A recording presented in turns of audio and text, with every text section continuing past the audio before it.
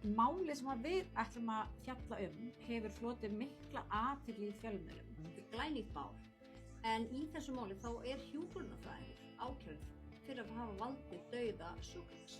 Sjúklingurinn lést eftir að næringadrykk var þröngvað ofan í hálsinn á henni og með þeim afleiðingum að hún lét lífið.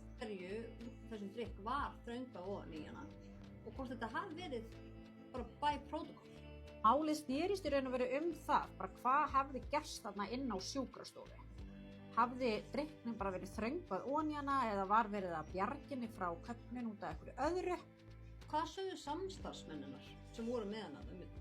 Já, þetta svona mál sem að vekur upp spurningar bara ábyrgð og umönnun og þær erfiðu aðstæður sem að geta skapast í heilbrigðiskerfinu og hvað þá með við hvað maður hefur oft heyrt í fréttum hvað bara ástandi sé erfitt og hvað fólk að taka marga vaktir og fáir að vinna og mikið af sjúklingum. Mikið álag og þá spurningin, hver ber ábyrgðina? Er það heilbrigðiskerfið eða er það einstaklingurinn sjálfur?